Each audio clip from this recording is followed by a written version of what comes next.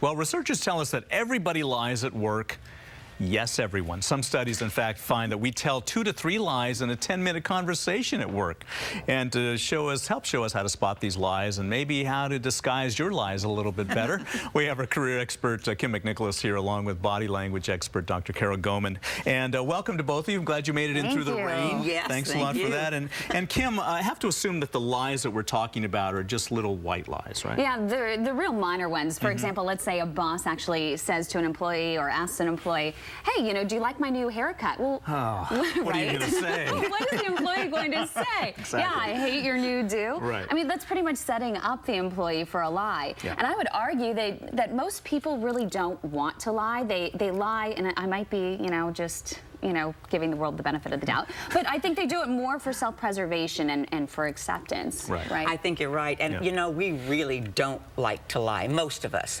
Of course. It's stressful. Yes. You know, it is. I mean, it's really hard. First, you have to remember the truth. Right. Then you have to create the lie. Yes. You have to remember not to tell the truth. You have to kind of prepare for those follow-up questions to the lie. Exactly. I mean, it's exhausting. It really is. So before any of us do an out-and-out lie, we try a lot of little verbal sidesteps so we don't even have to lie outright. Well, let's talk about how this might appear in a job interview. Right. So, for example, suppose I say to Carol, well, how did that first interview go over with Human Resources? Well, you know how first interviews are. Hey, this is really nice office space. How long have you been in this building? You see, before I outright lie, I'll just try to change the subject. Yeah, you're taking left turns all over the place. So why did you leave your last job? You want to know why I left my last job? See, I just repeat the question. That gives me a little bit more time to figure out how I want to answer it. Exactly. Have you ever done drugs? Oh, I don't do drugs. I don't even take aspirin. No, really. See, I didn't answer, have I ever done drugs? So what about, you know, did you leave your last job on good terms? Do I look like the kind of person who would have had a fight with her boss? Never answered the question. Again, verbal sidesteps. Yeah, so you're sidestepping here, but should you ask then follow-up questions to get to the response that you want to hear? Yeah, you really do need those follow-up questions in order to determine, you know, whether or not a person is just, you know, uncomfortable or nervous, or whether they are, in fact, not telling the truth. Absolutely. In fact, all of these are cues to dig deeper. There's no real one sign of deception, but there are hot spots. So you want to be able to recognize some things so that you can, when you need to, go further. So what are some of those, you're a body language expert, so what are some of those non-verbal signals that anyone can spot someone who's being deceptive? Well, a lot of them are stress signals because lying is stressful. Your heart rate goes up, breathing rate goes up, your blood pressure goes up. And in order to pacify those, some people will, you know, do pacifying signals, or they will, you know, the first sign of stress actually is to freeze. Although we look for people who are nervous, but freeze. So that normally animated person who all of a sudden just stops.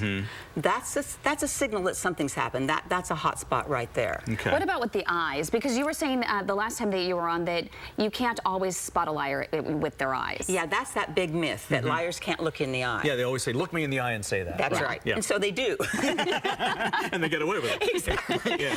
But there are a couple of interesting lies that detecting things that you can spot through the eyes. One is that pupils dilate when you lie for that mental effort again. And another one that some research has been done that said that when a person lies, their blink rate actually decreases as they create the lie and tell the lie, and then increases about up to 8 times as much right after they've lied. That's counterintuitive, because you would think when someone's lying that they'd be blinking like crazy. Yeah, and you know, stress is, high blinks are a signal of stress. So people that have a normal high blink rate look like they can be deceptive, but according to the research, not so much. What about emotional incongruence? Oh, well, that's an interesting one. That's when you say something and your facial expression or your body language totally belies that. Right. For example, let's say, you know, during that interview, if you say to me, gosh, you know, my boss was absolutely amazing, I love working for him, and then on your face you actually show disgust. Right. Yeah, that's exactly right. And again, signs to dig deeper. Right. Okay. So let's turn it on its head for a second. What about for the person who's trying to get away with the lie?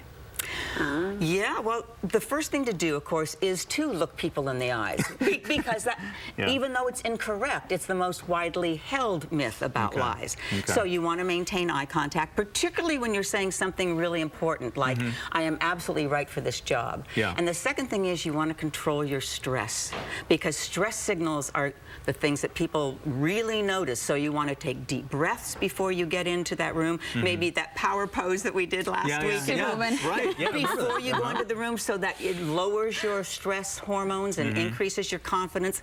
You want to make sure that if you're getting fidgety with your hands, you just place them in your lap. You want to control your stress. So to wrap this up, what are some of the biggest mistakes people do when trying to spot liars? Well, for one thing, they look at stress signals and they think, aha, liar. And as we said, what it is you know that they're nervous about something, but you don't know what it is. Yeah. The other thing is you can get pretty good at spotting emotion. So if I saw you getting fearful when I asked you a question, I could say, okay, he's afraid, but I don't know if you're afraid of being caught in a lie or if you're afraid of, because you're truthful, of not being believed. Sure. So again, dig deeper. Right, so the trick is to look for those hot spots and just to see whether or not someone could or could not or may not be deceptive, and then just dig deeper. Yeah. That's it. Dr. Carol Goman, thank you for joining us. Kim McNicholas, thank you. You have a book out called The Truth About Lies in the Workplace. Coincidentally. Which I think is, where can people get this? Amazon is always a Amazon.com? good place. Okay. All right. Well, thanks a lot for joining us. Thank you. Thank All you. right.